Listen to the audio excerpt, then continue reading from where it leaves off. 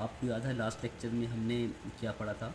हमने ये चीज़ बहुत डिटेल के साथ स्टडी की थी कि जब भी चार्ज पार्टिकल्स मूव करते हैं तो उन चार्ज पार्टिकल्स की मोशन की वजह से मैग्नेटिक फील्ड प्रोड्यूस होती है। और हमने टिपिकली एक छोटी सी एग्जांपल भी ली थी। याद है ना आपको? कौन सी एग्जांपल थी वो? इलेक्ट्रिक करंट की, जी हाँ। और हमने ये चीज़ देखी थी कि हमने कोई भी एक कॉपर रॉड है या कोई भी कंडक्टिंग वायर है, जब उस वायर में से उस रॉड में से इलेक्ट्रिक चार्जेस मूव करते हैं, यानी करंट पास करता है, तो करंट की मोशन की वजह से, चार्ज पार्टिकल्स की मोशन की वजह से एक ख़ास किस्म की फील्ड प्रोड्यूस होती है। और उसकी डायरेक्शन कैसी होती है? सर्कुलर डायरेक्शन में होती है। और हमने इस ख़ास किस्म की फील्ड को मैग्नेटिक फील्ड का नाम दिया था। जी हाँ। आज का जो लेक्चर है वो इसी के ऊपर बेस्ड करता है, और सिर्फ उसके अंदर हम एक चीज़ की मॉडिफिकेशन करेंगे। और वो मॉडिफिकेशन ये होगी कि एक मैग्नेटिक फील्ड आपके पास वो वाली है जो कि इस इन चार्ज पार्टिकल्स की मोशन की वजह से है, और एक हम एक्सटर्नली कोई मैग्नेटिक फील्ड अप्लाई करते हैं इसी रीजन के अंदर, जिस रीजन के अंदर ये कॉपर का रॉड मौजूद है। तो फिर क्या होगा? यानी हमारे पास दो किस्म की मैग्नेटिक फील्ड होंगी एट अ टाइम। एक मैग्नेटिक फील्ड वो वाली जो कि इन चार्ज पार्टिकल्स की मोशन की वजह से है और ये सर्कुलर पाथ में आपको नज़र आ रही है। और दूसरी मैग्नेटिक फील्ड कौन सी? कोई भी एक्सटर्नल मैग्नेटिक फील्ड हम अप्लाई करेंगे किसी भी मैग्नेट के थ्रू, इलेक्ट्रिक मैग्नेट के थ्रू या स्टैटिक मैग्नेट के थ्रू, और हम ये देखेंगे कि ये दोनों मैग्नेटिक फील्ड किस तरीके से इंटरेक्ट करती हैं। तो यानी आज हम अपना जो मेन आर्टिकल है उसकी तरफ आते हैं, 14.2, जिसके अंदर हम ये चीज़ पढ़ेंगे कि जब भी एक करंट कैरिंग कंडक्टर को एक मैग्नेटिक फील्ड के अंदर रखते हैं, एक यूनिफॉर्म मैग्नेटिक फील्ड के अंदर रखते हैं, तो क्या होता है? तो एक्चुअली उसके ऊपर एक ख़ास किस्म की फ़ोर्स एग्जर्ट होती है, और उसी फोर्स को आज हम पढ़ने जा रहे हैं। चले मैं ऐसे करता हूँ कि आपके इंटरेस्ट के लिए आर्टिकल का नाम लिख देता हूँ, force on a current carrying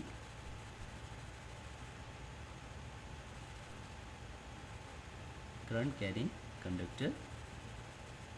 ठीक है, यानी हमारे पास कोई भी एक कंडक्टर है, उसके ऊपर किस किस्म की फोर्स एग्जर्ट होगी वो हम पढ़ेंगे।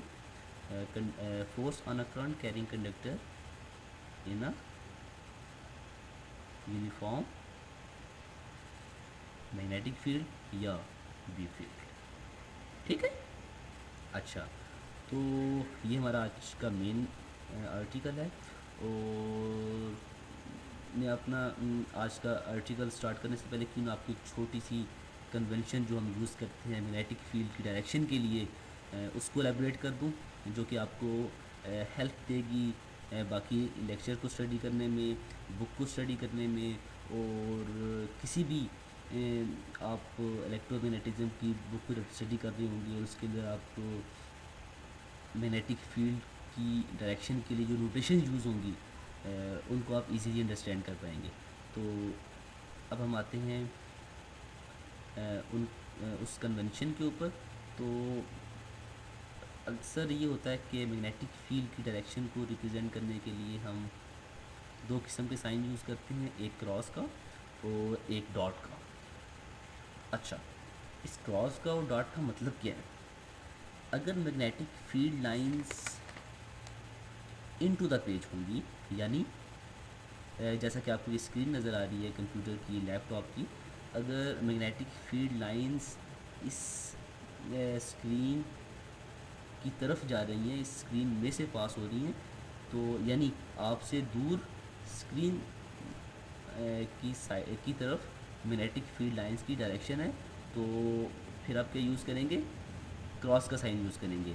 और अगर मैग्नेटिक फील्ड की डायरेक्शन आपकी तरफ है, यानी आउट ऑफ द पेज है, चलें दूसरे अल्फाज में, जो आपको ये स्क्रीन नज़र आ रही है लैपटॉप की, अगर मैग्नेटिक फील्ड की डायरेक्शन आप सपोज़ करें कि उस स्क्रीन से बाहर आपकी तरफ आ रही है, यानी मैग्नेटिक फील्ड उस स्क्रीन से निकल कर आपकी तरफ मूव कर रही हैं, उसकी डायरेक्शन आपकी तरफ है, तो तब आप क्या यूज़ करेंगे, डॉट यूज़ करेंगे।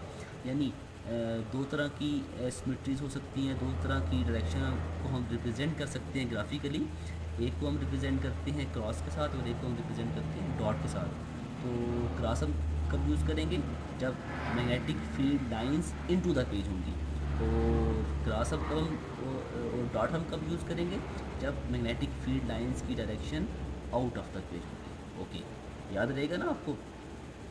चले, अच्छा, जैसा कि आपको पता है मेरी इतनी अच्छी ड्राइंग तो है नहीं, और इस मसले को हल करने के लिए मैंने आपके लिए एक ज़बरदस्त सी छोटी सी वीडियो प्रिपेयर की है। तो अब हम उस वीडियो को देखते हैं और ये समझने की कोशिश करते हैं कि जब भी एक कंडक्टर को हम एक यूनिफॉर्म एक्सटर्नल मैग्नेटिक फील्ड में रखते हैं तो उसके ऊपर किस तरह की फोर्स अप्लाई होती है। ठीक है, तो चले हम ऐसे करते हैं कि उस वीडियो को देखते हैं। जी हाँ, तो इस वीडियो के अंदर हम ये चीज़ देखेंगे कि जब भी हम एक करंट कैरिंग कंडक्टर को मैग्नेटिक फील्ड में रखते हैं तो उसके ऊपर कैसी फोर्स उसके अंदर कैसी फोर्स प्रोड्यूस होती है। सबसे पहले हम ऑपरेटर्स की तरफ आते हैं कि इस छोटे से एक्सपेरिमेंट के अंदर हम कौन कौन सा ऑपरेटर्स यूज़ करेंगे। तो सबसे पहले हम ये देखेंगे कि 2 मेटल रॉड्स हम यूज़ करेंगे, एक ग्रॉस का रॉड यूज़ करेंगे, एक एक्सटर्नल सोर्स यानी बैटरी यूज़ करेंगे, एक कॉपर वायर्स यूज़ करेंगे, एक स्विच यूज़ करेंगे और एक मैग्नेटिक फील्ड यूज़ के लिए एक स्ट्रॉन्ग मैग्नेट यूज़ करेंगे। ठीक है, मैग्नेटिक फील्ड आप बहुत से तरीक़ों से अप्लाई कर सकते हैं। इलेक्ट्रिक मैग्नेटिक फील्ड्स भी होती हैं जो कि आपको एक्सटर्नली बाय किसी सोर्स से आप मैग्नेटिक फील्ड अप्लाई करते हैं। और दूसरा मैग्नेटिक फील्ड के लिए आपको एक स्टैटिक सोर्स भी होता है, जैसे आप बचपन में यूज़ किया करते थे ना मैग्नेट, बिल्कुल। तो ये एक हॉर्स शू मैग्नेट की ही शेप है और इसको हम यूज़ करेंगे अपने एक्सपेरिमेंट को रन करने के लिए। अच्छा, अब हम देखते हैं कि ऑपरेटर्स की ऑपरेटर्स का जो सेटअप है वो किस तरह का है। जी हाँ, तो ये देखिए, ये एक हॉर्स शू मैग्नेट है जो भी आपको मैंने दिखाया ना, मैग्नेटिक फील्ड को प्रोड्यूस करने के लिए हमने ये एक मैग्नेट लगाया हुआ है और इस मैग्नेट में जो मैग्नेटिक फील्ड की डायरेक्शंस हैं वो ऊपर से नीचे की तरफ हैं। ठीक है, यानी मैग्नेटिक फील्ड लाइंस ऊपर से नीचे की तरफ आ रही हैं। ठीक है, अच्छा, ये आपके पास रॉड्स हैं, कंडक्टिंग रॉड्स हैं। चलिए हम इसको मज़ीद देखते हैं। ये देखिए, ये मैग्नेटिक फील्ड की डायरेक्शन शो कर रहा है।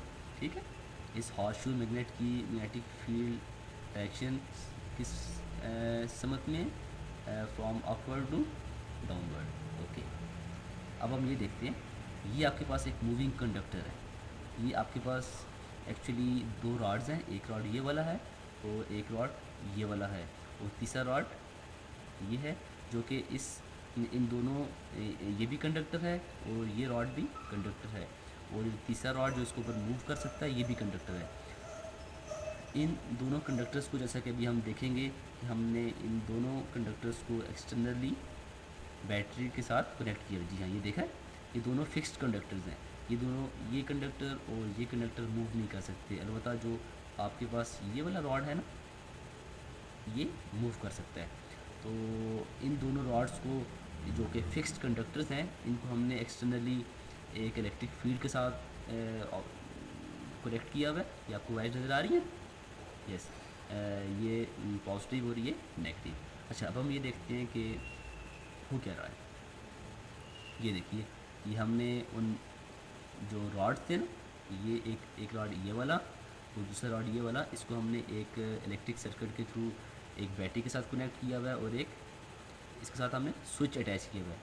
अच्छा, अभी बहुत ही इंटरेस्टिंग चीज़ आपको नज़र आएगी कि जैसे ही हमने इसका स्विच ऑन किया तो क्या हुआ। ये देखिए, जैसे हमने इसका स्विच ऑन किया,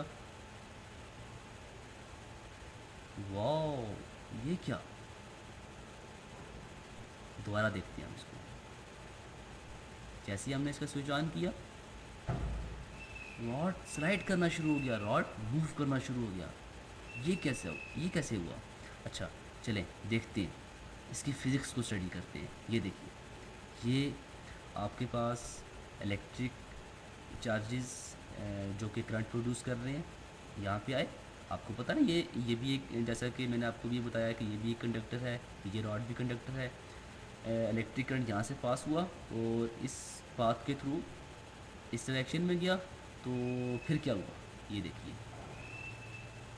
यस, ये आपने जो फर्स्ट लेक्चर में भी स्टडी किया ना, इन चार्ज पार्टिकल्स की मोशन की वजह से जब करंट यहाँ से आया और इस डायरेक्शन में गया, तो क्या चीज़ प्रोड्यूस हुई, एक मैग्नेटिक फील्ड प्रोड्यूस हुई। और इस मैग्नेटिक फील्ड की डायरेक्शन आपको नज़र आ रही है ना, राइट हैंड रूल से हम निकाल सकते हैं कि ये सर्कुलर पाथ में इसके सराउंडिंग में प्रोड्यूस होगी। और लेकिन ये जो रॉड है ये मूव क्यों हुआ, अभी आपको पता चलेगा। जी हाँ, ये मैग्नेटिक फील्ड है जो कि कंडक्टर की अपनी है, और ये वो मैग्नेटिक फील्ड है जो कि इस हॉर्स शू मैग्नेट की वजह से प्रोड्यूस हो रही है, जो कि ऊपर से नीचे की तरफ है, जिसकी डायरेक्शन ऊपर से नीचे की तरफ है। याद आया, स्टार्टिंग में मैंने आपसे कहा था कि इस हॉर्स शू मैग्नेट की, और आपको मैंने डायरेक्शन रिप्रेजेंट भी की थी कि फ्रॉम अपवर्ड टू डाउनवर्ड इसकी डायरेक्शन है। तो हो क्या रहा है, ये जो ऊपर से नीचे की तरफ मैग्नेटिक फील्ड है ना, जो कि हमने एक्सटर्नली ऐसे लगाई हुई है, ये एक्सटर्नल मैग्नेटिक फील्ड जो इंटरनल मैग्नेटिक फील्ड है ना इस कंडक्टर की सर्कुलर पाथ में, ये इसके साथ इंटरेक्ट करती है। और इसकी इंटरेक्शन की वजह से क्या होता है, ये देखिए, वाओ, इसकी इंटरेक्शन की वजह से ये कंडक्टर मूव करना शुरू कर देता है। यानी चलिए हम इसको दोबारा देखते हैं। ये आपके पास सेटअप था, और चलें ये देखिए, ये आपके पास टू फिक्स कंडक्टर्स हैं, इनको हमने एक एक्सटर्नल बैटरी के साथ कनेक्ट किया। जैसे ही हमने स्विच इसका ऑन किया, तो क्या हुआ, ये देखिए, जो कंडक्टर था, स्लाइडिंग कंडक्टर था, ये मूव करना शुरू हुआ। और इसकी वजह क्या थी, इसकी वजह ये थी कि जो इसकी एक सराउंडिंग में मैग्नेटिक फील्ड प्रोड्यूस हो रही है करंट्स की मोशन की, करंट की वजह से, चार्ज पार्टिकल्स की मोशन की वजह से, और दूसरी मैग्नेटिक फील्ड जो कि अपवर्ड हमने अप्लाई की हुई है, ये दोनों आपस में इंटरेक्ट करती हैं। और इसकी इंटरेक्शन की वजह से इस कंडक्टर के ऊपर एक मैग्नेटिक फील्ड, एक मैग्नेटिक फोर्स अपीयर होती है। तो कैसा इंटरेस्टिंग था ना। जी हाँ, तो अब हम ऐसे करते हैं, क्यों ना मैथमेटिकली, ये चीज़ तो हमने देख ली कि किस तरीके से फोर्स एग्जर्ट होती है उस रॉड के ऊपर। तो अब हम क्यों ना मैथमेटिकली इस चीज़ को स्टडी करें कि क्वांटिटेटिवली अगर हमने इस फोर्स की मैग्नीट्यूड निकालनी हो, तो हम इस फोर्स की मैग्नीट्यूड कैसे निकाल सकते हैं। तो सबसे पहले चलें, मैं जो मेरा फर्स्ट आर्गूमेंट है, मैं उसको प्रूव करने के लिए हम ऐसे करते हैं। देखिए, ये हमारे पास सपोज करें वही रॉड है, ठीक है, कॉपर का रॉड है, कोई भी एक करंट कंडक्टिंग वायर है, इसको हमने एक एक्सटर्नल मैग्नेटिक फील्ड में रखा हुआ है। तो एक चीज़ आपको फ़ौरन नज़र आ रही होगी कि अगर आपका ये जो कंडक्टर है, इसको हम बिल्कुल स्ट्रेट रखें, मैग्नेटिक फील्ड के परपेंडिकुलर रखें, तो यानी ये जो लेंथ एल है इसकी, इस कंडक्टर की अगर हम इसको इसके परपेंडिकुलर रखें, तो मैक्सिमम फोर्स अपीयर होगी इस रॉड के अंदर, और ये रॉड तेज़ी के साथ मूव करेगा। ये एक्सपेरिमेंटली भी आप इसको ऑब्ज़र्व कर सकते हैं।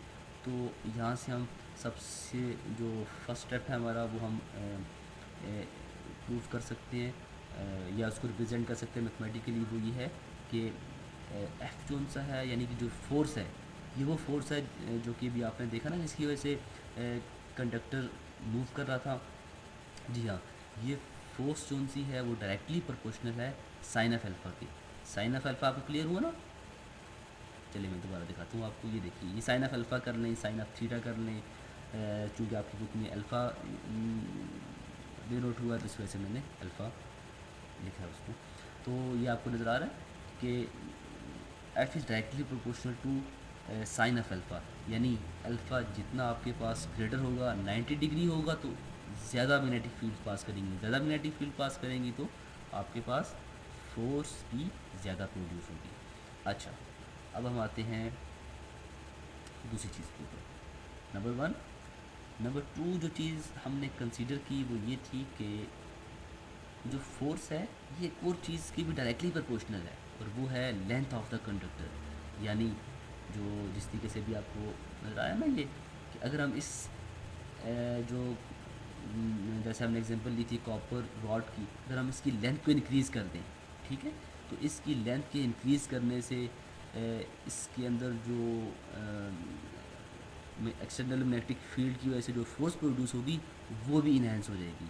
तो यहाँ से हम ये चीज़ प्रूव कर सकते हैं बड़े इसी सिंपल से छोटे से एक्सपेरिमेंट के अंदर, कि एक तो फोर्स डायरेक्टली प्रोपोर्शनल है साइन ऑफ एल्फा के, और दूसरी यानी वो जो वो एंगल जो कि रॉड या कोई भी करंट कैरिंग कंडक्टर है वो मैग्नेटिक फील्ड के साथ बना रहा है। और दूसरी जो चीज़ है वो ये है कि फोर्स में एक और चीज़ भी हमने एग्जामिन की, वो ये है कि force is directly proportional to length of the conductor. और इसी के साथ साथ हम एक तीसरी चीज़ भी हमने ऑब्ज़र्व की, और वो गैस करें आप कौन सी है। चार्जेस की मोशन की वजह से करंट प्रोड्यूस हो रहा है, और उस करंट की वजह से मैग्नेटिक फील्ड प्रोड्यूस हो रही है, यानी force is also proportional to directly proportional to current. यानी अगर हम करंट को इंक्रीज़ कर दें, मैं दोबारा आपको पिक्चर दिखाता हूँ, ये देखिए, अगर हम ये जो करंट है इस करंट की क्वांटिटी को इंक्रीज़ कर दें, तो इस करंट को इंक्रीज़ करने से क्या होगा, मैग्नेटिक फील्ड ज़्यादा प्रोड्यूस होगी सर्कुलर पाथ में, और ये ज़्यादा इंटरेक्ट करेंगी एक्सटर्नल मैग्नेटिक फील्ड से। तो लिहाजा हम यहाँ से ये चीज़ अखज़ कर सकते हैं कि जो फोर्स प्रोड्यूस होगी करंट कैरिंग कंडक्टर के ऊपर वो साइन ऑफ एल्फ़ा, यानी जो रॉड है वो किस एंगल के साथ मैग्नेटिक फील्ड में पड़ा हुआ है, और उसकी लेंथ कौन सी है, और उस मैग्नेटिक फील्ड के अंदर जो रॉड है करंट कैरिंग कंडक्टर है उसमें करंट की वैल्यू क्या है, करंट का मैग्नीट्यूड क्या है, ठीक है। और सबसे ज़्यादा इम्पॉर्टेंट चीज़ जो अभी मैं लिखने जा रहा हूँ, आप ज़रा मुझे गेस करके बताएं कि मैंने क्या चीज़ मिस कर दी अभी तक। देखें, मैंने एंगल की बात की, फिर मैंने इस रॉड की लेंथ की बात की, फिर मैंने करंट की बात की, तो कोई चीज़ मिसिंग तो नहीं है यहाँ पे। जी हाँ, एक्सटर्नल मैग्नेटिक फील्ड। अगर हम एक्सटर्नल मैग्नेटिक फील्ड की वैल्यू को इंक्रीज़ कर दें तो क्या होगा, फोर्स भी ज़्यादा प्रोड्यूस होगी। तो अगर हम इन तमाम चीज़ों को कंबाइन करें तो हमारे पास क्या चीज़ बन जाएगी, यानी force is directly proportional to sine of alpha, length of conductor, current passing through conductor, and magnetic field, external magnetic field. तो अगर इन सब को हम रीअरेंज करें तो ये बन जाएगा F is directly proportional to I L B sine of alpha. अच्छा, आपको पता है ना कि प्रोपोर्शनैलिटी के साइन को ख़त्म करने के लिए हम एक प्रोपोर्शनैलिटी कांस्टेंट को प्रोड्यूस करते हैं। तो हमारे पास क्या आ जाएगा, F is equal to K I L B sine of alpha. तो एक चीज़ यहाँ से आपको पता चली, वो क्या है कि जो फोर्स प्रोड्यूस हो रही है करंट कैरिंग कंडक्टर के अंदर के ऊपर, वो किन किन चीज़ों के ऊपर डिपेंड करती है। एक, सबसे पहले करंट के ऊपर, उसकी लेंथ के ऊपर, मैग्नेटिक फील्ड के ऊपर, और साइन ऑफ एंगल के ऊपर। अच्छा, तो यहाँ से हमने अच्छा, एक मुझे आप चीज़ बताएं कि अगर इसको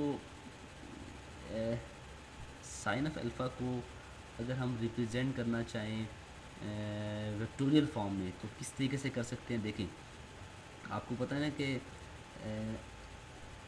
ये जो लेंथ एल है, वो ये जो साइन ऑफ अल्फ़ा है ये साइन ऑफ अल्फ़ा किन दो चीज़ों को रिलेट कर रहा है, एक्सटर्नल मैग्नेटिक फील्ड को और लेंथ ऑफ द कंडक्टर को। तो आप मुझे बताएं कि क्या इसको मैं ऐसे लिख सकता हूँ वेक्टोरियल फॉर्म में, एफ इज़ इक्वल टू के टाइम्स आई, चले मैं स्मॉल एल ही डालता हूँ, एल क्रॉस बी, ठीक है। और for the sake of simplicity यहाँ पे हम सपोज करते हैं के की वैल्यू 1 यूनिट है। इसको हम मज़ीद डिस्कस करेंगे अपने नेक्स्ट लेक्चर में। और यहाँ से हम अगर इसको लिखना चाहें फोर्स की वेक्टोरियल फॉर्म, तो क्या हम लिख सकते हैं current time length of the conductor multiply by cross product by external magnetic field. तो देखिए आपको पता है ना क्रॉस प्रोडक्ट में क्या होता है, A cross B is equal to A B sine of theta. बिल्कुल इसी तरीके से एल क्रॉस बी को जब हम ओपन करेंगे तो L B sine of theta बनेगा। और यहाँ से हम इसको बड़े इजीली ये चीज़ ऑब्ज़र्व कर सकते हैं कि जो एक्सटर्नल मैग्नेटिक फील्ड से करंट कैरिंग कंडक्टर के ऊपर फोर्स एक्सर्ट हो रही है वो एल क्रॉस बी के डायरेक्टली प्रोपोर्शनल है, ठीक है। तो हम अपना लेक्चर यहाँ स्टॉप करते हैं। एक दो इंटरेस्टिंग चीज़ें इसी लेक्चर के हवाले से अभी रहती हैं, वो हम ऐसे करते हैं कि नेक्स्ट लेक्चर में कंप्लीट करने की कोशिश करते हैं, ठीक है।